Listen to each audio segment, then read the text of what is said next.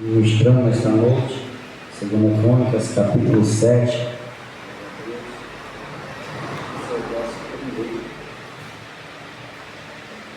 Segunda Crônicas, capítulo 7, a partir do verso 1, que a glória de Deus enche o templo.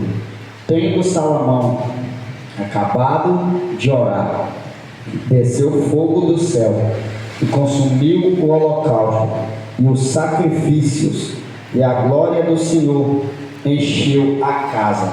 Os sacerdotes não podiam entrar na casa do Senhor, porque a glória do Senhor tinha enchido a casa do Senhor. Todos os filhos de Israel, vendo descer o fogo e a glória do Senhor sobre a casa, se encurvaram com o rosto em terra sobre o pavimento e adoraram e louvavam o Senhor, porque é bom, porque a sua misericórdia dura para todo sempre. Amém, irmãos? Podeis nos sentar louvando a Jesus Cristo, louvando ao Senhor que é bom, louvando a Deus que é fiel, louvando nosso Deus que é poderoso, que é grande, que é maior, que criou os céus, criou a terra, criou tudo que habita, irmãos. Aleluia, é o nosso Deus, é o nosso esconderijo, aquele que nos guarda, aquele que nos ajuda, que nos fortalece. Um Deus que, quando nós se sente fracos, nós sabemos aonde recorrer. Nós sabemos que muitas das vezes o ser humano ele pensa que a maior luta ele vai vencer falando para alguém, para um, para dois, para três, mas as maiores lutas nós só vencemos com Jesus Cristo. As maiores guerras só vencemos com o Senhor Jesus Cristo. As maiores aflições nós só vencemos quando nós se dobramos perante a Jesus Cristo, quando nós se dobramos perante a face do Senhor. Como disse o salmista, todas as vezes que eu vejo, lembro do Salmo 121, aonde o salmista vai dizer que eleva os olhos para o alto, de onde nos virá o socorro. O socorro nosso vem do Senhor, que criou os céus e a terra. Todas as vezes que eu lembro do salmista Davi, eu vejo o Salmo 123, aonde o salmista vai dizer: erga os meus olhos em tua direção, a ti que habitas no céu. Porque quando nós lembramos do Senhor, quando nós erguemos nossos olhos em direção a Deus, nós sabemos que é Deus que é a base, é o alicerce de tudo. Sabemos que Deus é a construção de tudo. Sabemos que Deus é quem faz o que o homem não pode fazer. Porque nós devemos olhar para Jesus, como diz lá na carta de Hebreus, capítulo 12, versículo 2, aonde Jesus vai dizer em sua palavra, a carta de Hebreus vai dizer: olhai para Jesus, que é o autor e consumador da vossa fé. Todas as vezes que o homem se encontra olhando para Jesus, ele está se esquecendo do problema. Toda feita que o ser humano ele se esquece da aflição, se esquece do problema, ele está olhando para aquele que resolve o problema, ele está olhando para aquele que resolve a situação difícil. Toda feita quando nós se encontra enfermo, nós olhamos para Jesus, Jesus ele cura da enfermidade, porque nós devemos orar sempre e nunca desfalecer, como diz lá no livro de Lucas capítulo 18, nos fala sobre o dever de orar sempre e nunca desfalecer. Está na presença de Jesus é se esquecer do problema, está na presença de Jesus é se esquecer da terra e se ligar no trono, se ligar no alto, se ligar no Senhor. Como nós vimos ontem em Lucas, no seu capítulo 10, versículo 40 em diante, onde vai falar sobre Marta e Maria. Toda feita quando Jesus chega na casa de Marta e Maria, ali Marta se encontra oprimida, ela se encontra preocupada, ela se encontra ansiosa, com ansiedade pelos fazeres domésticos de sua casa. Porque quando a pessoa está ansiosa, irmão, ele se esquece de orar. Quando a pessoa está preocupada só com seus afazeres, doméstico, ele se esquece do espiritual, ele se esquece do alto, ele se esquece de Jesus, ele se esquece de quem está na casa é o Senhor, porque Maria, ela percebeu a presença de Jesus, e quando nós percebemos a presença de Jesus, nós se esquecemos do problema, nós se esquecemos de quem está acusando, nós se esquecemos de quem está apontando, nós se esquecemos de quem está olhando para o torto ou não, nós se esquecemos de quem está falando mal ou bem de si, nós olhamos para Jesus, assim como Maria disse assim: eu estou na presença do meu mestre. Ela estava se curvando nos pés de Jesus. Então Jesus chega para Marta e diz assim: Marta, Marta, tu estás afadigada, tu estás preocupada com poucas coisas, Marta. Faça como a tua irmã Maria. Maria escolheu a melhor parte. Maria escolheu estar na presença do Senhor, como diz o versículo 42. Escolha estar na presença de Jesus, porque na presença de Jesus traz alegria. Na presença de Jesus nos mostra o caminho, a verdade e a vida, que é o seu Jesus Cristo, como diz João 14,6, que Jesus é o caminho, Jesus é a verdade e a vida. Você esquece do problema, como diz lá em João capítulo 14: não se turbe o vosso coração, mas crede no Senhor, porque na casa do Pai há muitas moradas, e se não fosse assim, eu não vos teria dito: vou eu preparar o lugar, e quando eu preparar-vos o lugar, virei outra vez, aleluia, louvado seja Deus. Ele virá outra vez para quê? Para buscar a sua igreja, arrebatar a sua noiva, levar para morar no céu de glória, aonde não haverá cansaço, aonde não haverá fadiga, aonde não haverá tristeza, aonde não haverá dor, aonde não haverá enfermidade, aonde não haverá aflição, aleluia. Porque como diz o Evangelho de João, no seu capítulo 16, versículo 33, que no mundo tereis aflição, mas tem de bom ânimo, porque eu venci o mundo. E se Jesus venceu o mundo, nós como filho, nós como herdeiro, nós também venceremos, porque Ele é maior, porque Ele é grande, porque Ele é santo, poderoso, aleluia, glória a Deus. Então nós vemos Salomão orando ao Senhor. Nós vemos Salomão aos pés do Senhor. Ali no capítulo, versículo 12 do capítulo 6, nós vemos também a oração de Salomão. Porque Salomão, você olha para ele quando ele estava no templo, ele estava orando ao Senhor. Ele estava clamando ao Senhor. Salomão estava entregando o seu sacrifício aos pés do altar do Senhor Jesus Cristo. Ele estava adorando a Jesus. E Salomão, tendo acabado de orar, a Bíblia menciona que desceu fogo do céu.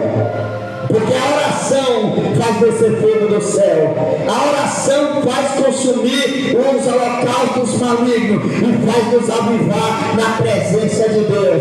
O fogo que nos queima por dentro, o fogo que arde pela palavra, o fogo que arde pela oração do Senhor. Porque a oração sincera, irmão, alcança o trono de Deus. Hoje muitas orações não estão chegando ao trono de Deus, porque está sendo uma oração murmurando, uma oração xoxa, uma oração que não passa do teto da igreja, não passa do teto do seu quarto. Por quê?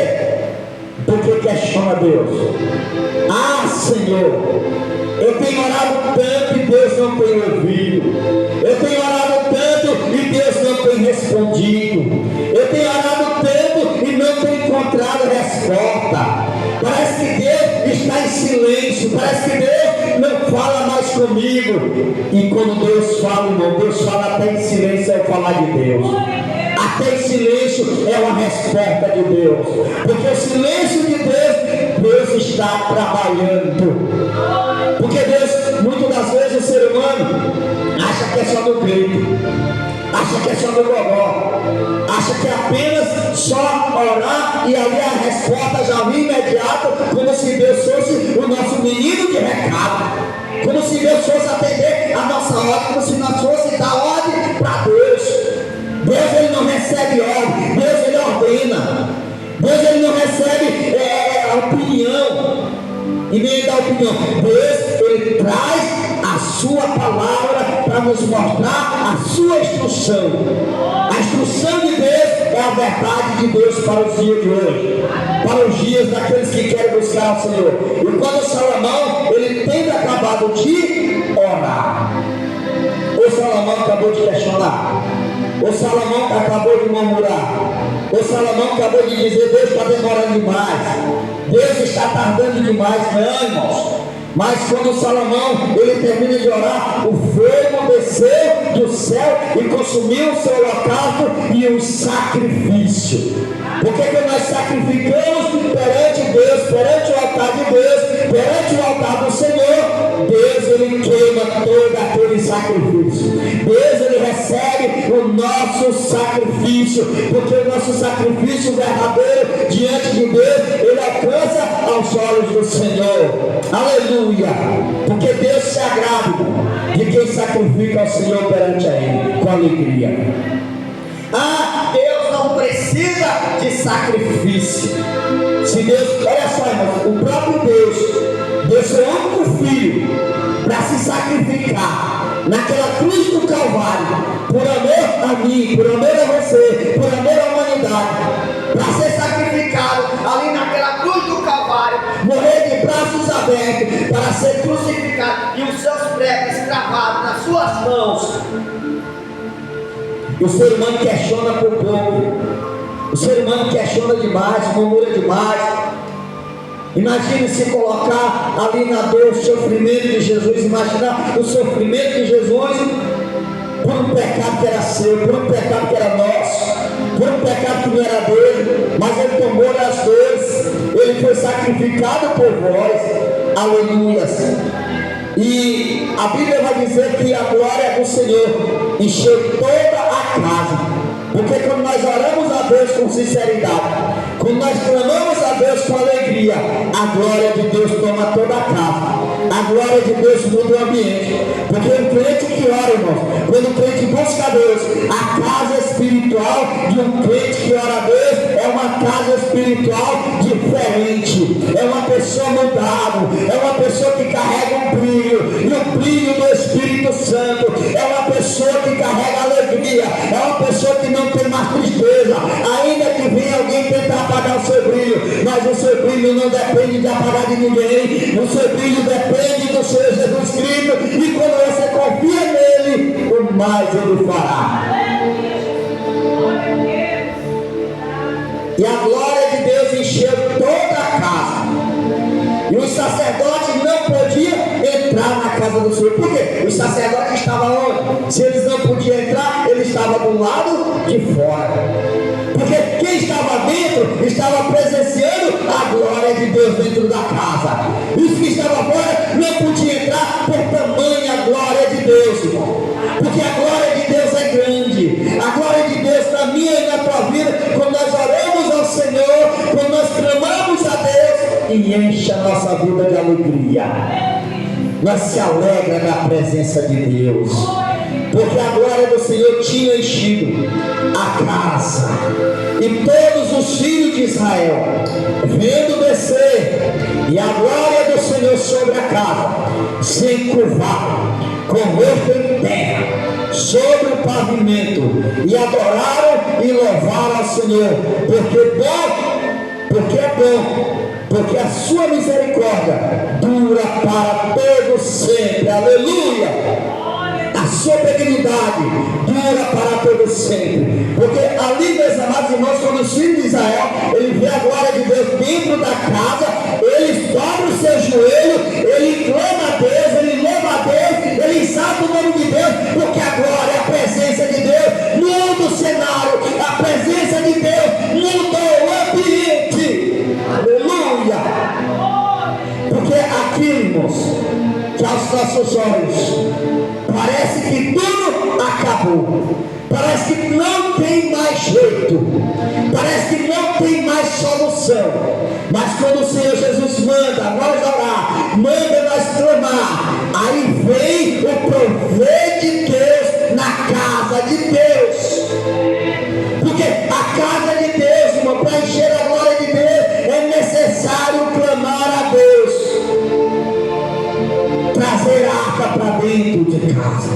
Carregar a arca do Senhor é estar na presença do Senhor. Porque Salomão, meus amados irmãos, no versículo 2 do capítulo 5, Salomão, ele traz para o templo a arca.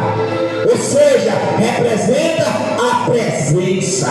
Salomão traz a presença para casa. Salomão traz a presença do Senhor e Salvador Jesus Cristo. Aleluia, louvado seja Deus. Então, se a casa está achando que está vazio, traga a presença para casa, traga a arca para dentro da casa, traga a presença para dentro de casa, traga a presença do Senhor, traga a arca do Senhor, entra na arca do Senhor, entra na presença do Senhor. Se embaraça não as coisas do mundo não, mas entra na presença de Cristo Jesus, porque nem o soldado deve se embaraçar com as coisas desse mundo, mas deve se encher da presença do Espírito Santo de Deus, como diz a sua palavra: enchei-vos do meu Espírito. É se encher da presença de Deus, é se encher do Espírito Santo de Deus, é clamar pelo Espírito Santo de Deus.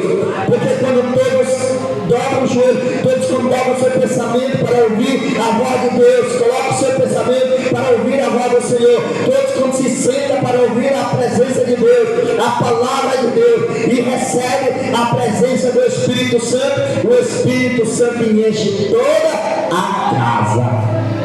Como diz lá em Atos capítulo 2, que quando o povo estava reunido em um só lugar, e ao que ele está reunido, ouvindo ali o que aconteceu? A Bíblia diz que houve-se um barulho suavemente vindo do céu. E quando aquele barulho, aquele ruído veio, irmãos, ali houve-se, a glória de Deus desceu e encheu todos que estavam ali preparados do Espírito Santo de Deus. Porque os que estavam ali, irmãos, tinha mais de 1000 pessoas, mas apenas poucos, 120 pessoas foram cheias do Espírito Santo de Deus. E aqueles que foram cheios do Espírito Santo se embriagaram do Espírito e saíram uns para profetizar. Porque quem recebe o Espírito Santo de Deus, irmão, recebe o Espírito Santo de Deus não apenas para se vangloriar, mas um recebe os dons do Espírito, um para profetizar, outro para estender as mãos no enfermo, o enfermo ser curado, outros ter o dom de variedade de línguas estranhas, outro o dom de interpretar línguas estranhas, porque cada um Deus dá conforme pega ao Senhor, porque cada um que pega a Deus com alegria, Deus os dá, irmãos. E Deus encheu do Espírito Santo. Então nós devemos se encher do Espírito Santo de Deus. Está na presença de Deus, glorifica a Deus. E muitos dizem: não glorifica a Deus, porque ainda eu não sou cristão, não sou crente. E todos nós somos crentes porque nós cremos em Deus fiel. Todos nós somos crentes porque a palavra crente significa crer. E cristão vem do verbo crer, vem do verbo crente. Agora, se tornar um verdadeiro cristão, ainda são poucos que querem se tornar, ainda são poucos que querem orar a Deus, são poucos que ainda querem clamar a Deus, porque quando se fala de oração, irmão, é um peso espiritual tão grande, é uma carga espiritual tão grande, porque não é fácil orar não, irmãos, não é fácil clamar a Deus não é fácil não, porque orar, irmãos, você está mexendo com as trevas, e muitas das vezes a pessoa diz assim: mas é porque que quando eu vou orar, eu já sinto um desânimo, eu já sinto uma fraqueza, um cansaço, já me sinto vontade de dormir, e quando eu vou pegar no meu celular, ou que eu vou fazer qualquer outra coisa, eu não sinto esse cansaço. É porque a oração está mexendo com as trevas, a oração está mexendo com as coisas espirituais. É por isso que a carta de Efésios, Paulo fala que nós devemos, no versículo 18 do capítulo 6, eu devo orar sempre, orando em constante vigilância. Tem que orar em vigilância, orar e vigiar. Por que, irmãos, que nós temos que orar? Porque nós só vence orando, nós só vence clamando. E às vezes dobrar o joelho, quando nós dobramos o joelho, é uma guerra espiritual. Como diz Efésios 6:10, a nossa luta não é contra carne e sangue, mas contra os principados desta treva. É contra os principados que lutam nos lugares ocultos. Nós não estamos vendo, nós não vemos, mas Deus, Ele vê tudo. É por isso que nós devemos clamar a Deus, porque quando nós clamamos a Deus, Deus Ele vê e Deus desfaz toda a arapuca do inimigo, toda a armadilha. Por isso que a Bíblia diz: nós não temos que lutar contra carne e sangue, mas contra os principados que lutam nos lugares celestiais. Porque quando nós vimos ontem, no livro de Esdras, capítulo 10, Esdras ele se encontra orando e clamando a Deus. Porque quando o homem ora a Deus, clama a Deus, a resposta de Deus vem. Aí eles disseram lá no passo dele, no versículo 2: ainda há esperança para Israel, ainda há esperança para aqueles que esperam no Senhor, ainda há uma esperança para aqueles que oram a Deus, para aqueles que oram, espera no Senhor, como diz o salmista 40: esperei com paciência no Senhor, e Ele ouviu o meu clamor. É como disse Jó 42:2: eu sei que o meu Redentor vive, e nenhum dos teus planos pode ser impedido, diz o Senhor dos Exércitos. Então, quando os planos de Deus estão na nossa vida, não tem quem impeça, não tem quem apague a tua chamada, não tem quem impede o propósito de Deus na tua vida. Não há lugar que impede de apagar o brilho, não. O diabo não vai apagar o brilho de ninguém, não, irmão. Porque quem tem o brilho de Deus, Deus não permite ninguém apagar, a não ser que você deixe o adversário apagar o seu brilho. Porque Deus conhece você como Ele conhece as estrelas do céu.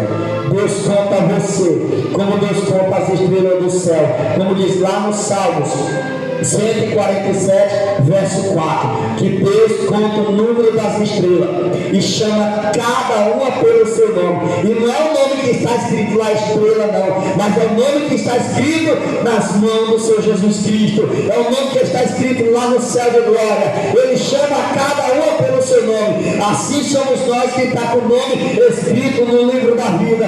Não é mais Paulinho, não é mais Lohan, não é Camilo, não é Tainá, não é Cleiton, não é César, não é Carlos, mas é o nome que está escrito lá no livro da vida, quando nós aceitamos a Cristo, e Ele escreve o nosso nome lá no livro da vida.